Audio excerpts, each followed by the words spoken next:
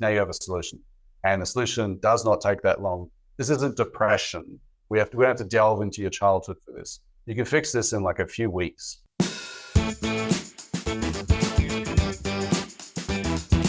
Hello, I'm John Cavendish, and welcome to the Amazon Strategist Show. So this show is a little bit different. Usually we talk about Amazon. Today, we are not talking about Amazon. We are talking about a subject which affects many of us and many entrepreneurs throughout their careers, which is burnout. So today I am joined by none other than Kieran Browning, who is a business operations coach and burnout specialist. Officially, that's your new title, Kieran, who's going to come and talk about burnout, because we were chatting about burnout at an event that I saw Kieran at a few weeks ago, and thought, yeah, let's get Kieran on to talk about burnout and some ways to overcome it, because, you know, I've seen many, many people get burned out and then hate their business. So welcome to the show. Thanks for having me, John. Awesome. So before we dive into it, can you tell us a little bit about yourself? Because, you know, we have a similar background in that we were both met through the kind of online business community, but a little bit about you. So yeah, I read the 4-Hour Workweek in 2014. I was like, that's a better idea than what I ever had. I wanted to become a digital nomad. I tried to set up a business, didn't really know what I was doing. Ended up teaching English in Vietnam for a year, and then did a course in digital marketing, got a job as a digital marketer at an agency, a guy who lived in Vietnam and was working remotely. Worked my way up, became operations manager at that agency, which also later on was an e-commerce store, and then helped other agencies with their operations as a consultant. And then I've been doing that since then. Yeah, very cool. Yeah, and we met back in many, many years ago in Vietnam while you were still doing that. So very cool. All right, so burnout. Like, what is burnout, and how is it different from, you know, just being really tired? Yeah. So I guess the formal definition is burnout is a state of mental and physical exhaustion caused by our professional lives. And it comes from when the reward that you get from your career does not make up for all the effort you put into it. I.e., you're working really hard, long hours, dealing with clients or staff or vendors or something like that, consumes all your mental bandwidth, consumes all your social life and that sort of stuff. And what you get out of it isn't what you used to get out of it. You have to deal with sort of ungrateful stuff, or clients, or hassles, or fires, long nights, technical nonsense. And after a while, it gets a bit too much. So that's kind of what it is. I mean, being tired can be caused by a lot of different things. But the big difference between burnout and fatigue and depression and anxiety is that when you take someone away from work, it fixes burnout. It doesn't fix anything else. Right. So if you take a week off or 2 weeks off, your symptoms for burnout should completely disappear pretty much. And if they don't, it probably wasn't burnout. Right. So yeah, I had a client who, you know, thought she was burnt out, took 2 weeks off and back for it, was still extremely anxious, like, all right, you have anxiety. So we did a couple of things to sort of fix that, and then it was all gone. So it really, really focused around work, your professional lives. Okay, awesome. Yeah, that's a really good definition. I mean, I was reading something last week. I think it was an Economist article, and they were basically saying the same thing, saying that it was like the feeling of you've got this huge to-do list, but you're not motivated to do anything on the list. And yeah, I really like the definition of if you take time away and it solves it, then that's burnout. And I was definitely feeling that a few weeks ago. Took a week off, and now I feel a million times better. Yeah. Yeah. So what are some kind of other symptoms of burnout, like people might be experiencing, and I'm not sure if they're burned out or if they're just like, it's not good? Yeah. So, I mean, just being less effective at work, lower productive, way lower way less motivation. You know, someone says, I just don't care anymore. That to me is like a big glaring light. That sounds like burnout. Quick to anger, feeling on edge a lot of the time, starting to really dislike your customers, your clients, your staff, your partner, our business partner. And I mean, this is for all mental stuff, but your difficulty sleeping, and then also closed-mindedness, right? It's kind of an interesting symptom, and just difficulty concentrating at work in general. But the big one is just like, I don't care anymore. I don't even care anymore. Mate, and fantasies are like, maybe I could just fire everyone, and maybe I could just, right? That's the big one. It's the I don't care anymore. Yeah. So those are like the psychological stuff. I think anyone listening to this who's run a business for a while has probably gone through a phase of that in the past. Like, what Yeah. happens if I just burnt it all down and started again? But yeah, as always, the grass is always greener on the other side, and better to maximize the opportunity if something's going well. So, from your experience, what are some of the most effective strategies to start managing this? If you notice that in yourself, because I mean, I guess the first time you notice it is when you're like, "F this, I want out." Sometimes. So, what do you do at that point? Well, I wasn't smart enough to do this. I didn't really know what burnout was. By the time I knew what it was, I was, too far gone at that point, didn't care. And even someone would come up with like a really basic, easy, 5-minute implementation that would have, made my job way more satisfying, my business way more satisfying. So I don't care at all anymore. Like, no, I'm completely done. So if you're too far gone, probably nothing. But if you're not too far gone, some of the easier ones are, well, so I'll just tell you everything first. So getting external validation that these are real problems. And yeah, you run a business and that's cool. And you work for yourself, you don't have a boss, you choose your own hours, you have the freedom and you have the money and you have the status and all that sort of stuff. And there's lots of problems associated with it, right? So getting an external validation from someone, a therapist, a friend, other people in the business community, someone, and trying to get some validation like regularly. So there's that. Same thing as all mental health stuff: exercise, diet, sleep, social life, meditation. And then from there, just fixing the things that you hate about your business. Right? So making your job within the business. So, if you're the marketing manager, sales manager, finance manager, HR manager, fulfillment manager, operations manager, and everything's manager, of those 5 things, which are the 3 or the 2 that you should probably figure out a way to reduce or change or delegate or defer or streamline or something. And so that's kind of the nuts and bolts with what I help clients with, after we've done the very quick stuff of just better habits and routines. All right, how do we actually fix this part of the business? How do we get you out of the sales? How do we get you out of the account management? How do we get you out of Google Ads or whatever the thing is that you hate, and going from there? Love it. And you went through a lot of stuff very quickly there. So let's go through to the quick stuff, because I think that might be the most important stuff. So what was that list again of all those things? Yeah, so improving your exercise, diet, sleep, social life, and meditation. So the really quick way I help clients with this is I just ask them, all right, for your diet, for example, when was it at its healthiest, do you think? Okay, what is the easiest way you could implement that again? I.e., pay someone to make I have a maid who just cooks for me. So I don't have to have any willpower, don't have to have any energy, don't have to have any motivation, don't have to have anything. So what is the easiest way you could do that? All right, for your diet, cool. Try that, do it. Same question, exercise. Same question, sleep schedule. Same question, social life. All right, when it was at its best, what were you doing? Can you do that again? Rather than me invent some new solution or some new diet. I don't know much about diet. I don't care. But, when you're exercising, when you're at your fittest, what were you doing? I was playing soccer with my friends. Could you do it again? No. When we were second fittest, what were you doing? I was doing CrossFit. Could you do that again? Yeah, it's been a couple of years. Yeah. Probably could. All right. Do you want to do that this week? Cool. Done. Okay, yeah. But I mean, I think that's very powerful. And that one little thing could be the thing someone could take away from this podcast, which is if you want to achieve anything that you have had better in the past, I mean, there's no reason we shouldn't be at our best we've ever been at this point. So what were we doing at the point that we were the best we've ever been? Yeah. So when you said that to me, I think of, fittest physically. I was doing CrossFit when I was the most cardiovascularly fit, not the most muscular, but cardiovascularly fit. Sleeping best, exercising best, feeling best. Yeah, that sounds awesome. Love it. Yeah. There's this concept called corporate athlete. And so an actual athlete, they spend a lot of time on recovery. They do ice baths, massage, they sleep a lot, their diet is very good, and they try and keep low stress, and they supplement. They do all this stuff for recovery just so they can perform for an hour a week, Whereas corporate athletes, entrepreneurial athletes, or whatever fancy we want to get, whatever incredibly generous term we want to give ourselves, I like corporate athlete. That's kind of what I am. We have to perform for several hours a day, and our process to maximize our performance in that regard and maximally recover is nothing.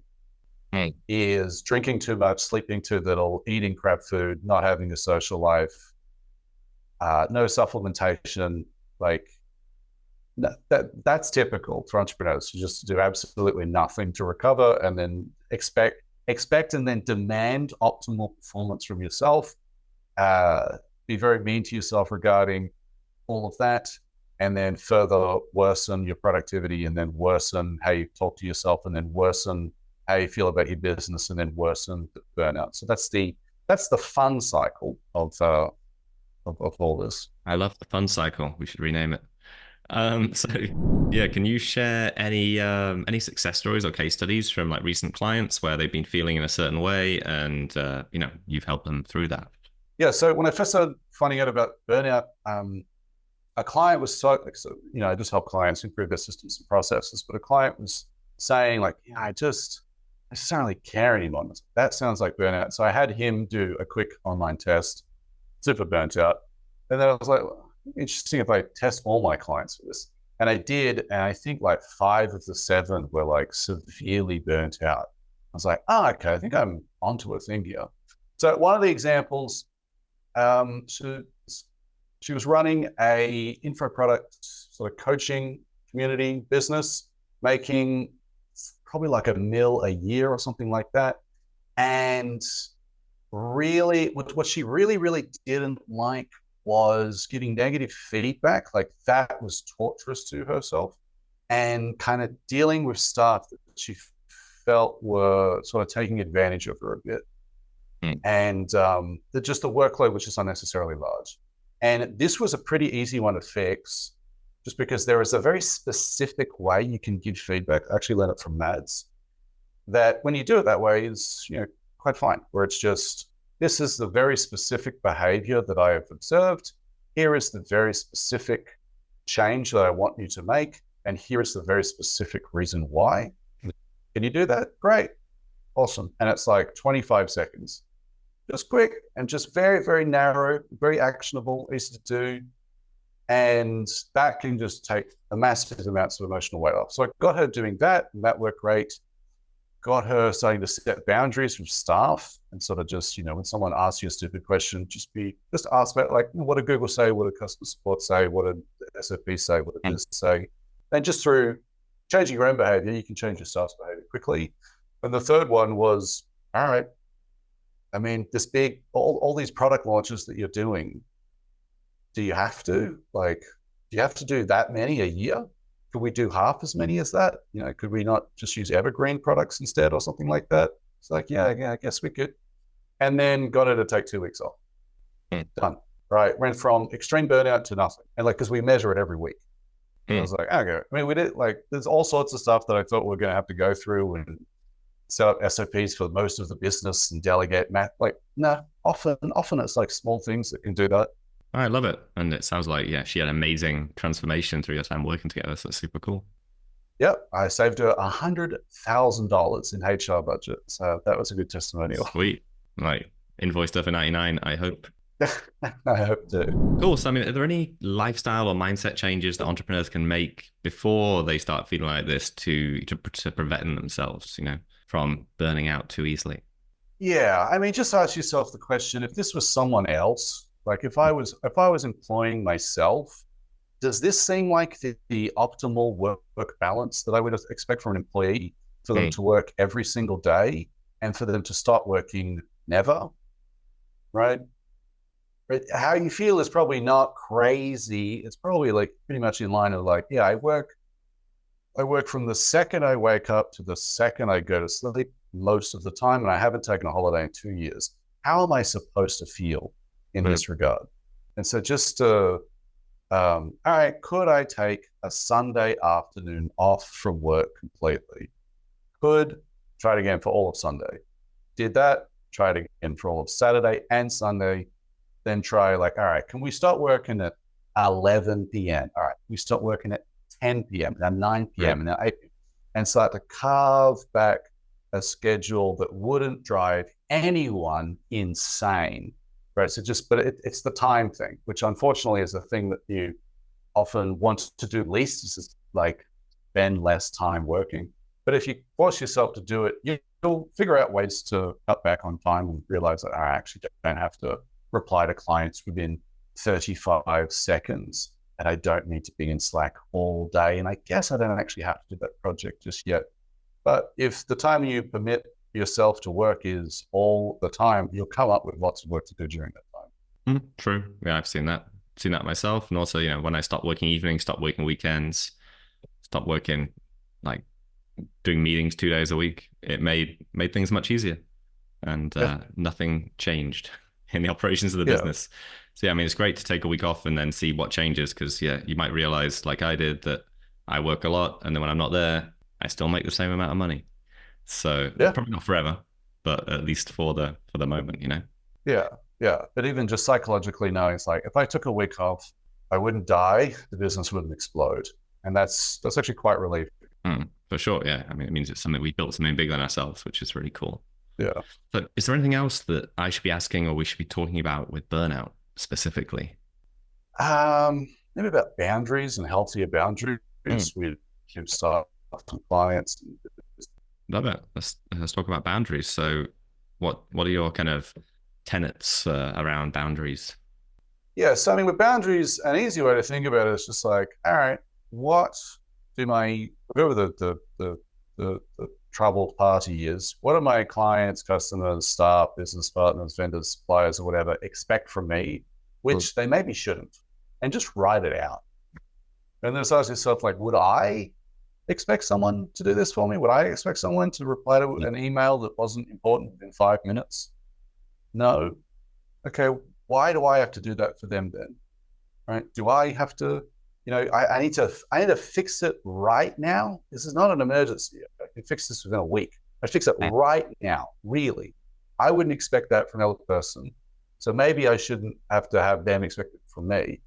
And so if you compound this issue with also maybe have some people-pleasing tendencies, and you're generally just an agreeable, nice person, like, you can be pretty self in a position where you're actually being taken advantage of pretty ruthlessly by a lot of people, knowingly or unknowingly. But it can happen. And the first step to sort of solving it is like, write it down. Like, is there any boundary at the moment? Could they just ask you to do anything? But just to start to write that down, be like, well, if I was the other person, what would I actually reasonably expect from myself? And then start to work towards that, have a difficult conversation. But it just say have a reasonable thing. Is like, hey, right now I'm doing this. So, and it's having this effect. So I would like to change it to this other thing. Are we cool with that? And most of them will be. Yeah, for sure. I think that's true, especially as, I mean, you pointed out very good, which is, entrepreneurs come all across, say, the disc profiles. And a lot of entrepreneurs are high driving dominant people. So if you find an agreeable person who's a supplier, you just assume they're like an employee. And if they're responding quickly, that's just what you assume. So and asserting yourself to a dominant person isn't a bad thing. They'll just respect you and say, sure, okay, that sounds fine. And then move on with their lives because they don't give a shit. They don't care about you. They might care about you, but they don't care about that. Yeah, you build it up as this huge thing and they don't even think about it. They don't even care, didn't even notice. Yeah, exactly. And I mean, that's a great coaching for someone, for different people and different personality types, because agreeable people make amazing delivery people and build amazing systemized businesses, probably even better than dominant people because they actually really get into the nitty gritty. But yeah, they burn themselves all the time. Love it. Cool. Well, thanks so much for coming on sharing, Kieran. How should people reach out to you if they're thinking like, this sounds very familiar and I do want to burn my business down, or I'm just on the road and need some help with my operations? How should people contact you? Yeah, you can send me an email at kieran@kieranbrowning.com, or go to my website, kieranbrowning.com, or LinkedIn or Facebook or Instagram, same name. And shoot me a message. I can tell me why you think you're burnt out, or whatever else. I can adjust it if you want. And I'll also recommend you do a very quick test just to find out where you're at. And if you are burnt out, and test that confirms that, that's very, very, very good news, because that means now you have a solution. And the solution does not take that long. This isn't depression. We don't have to delve into your childhood for this. You can fix this in like a few weeks, potentially, by just making like some basic tweaks to your business from, with the help of someone of like a more of a critical lens. It'd be like, probably this thing. Yeah, I love it. Thanks for sharing. And Kieran is spelled Kieran. just for people like me that can't spell anything. Okay. I can't spell anything. Helps but me not as Kieran. well. Yeah. KieranBrowning.com. All right. Love it. Thanks for coming, Kieran. And as anyone else, we'll be back to regularly programmed Amazon content whenever I record another episode, because it's been a few weeks. So thanks, everyone. See you later.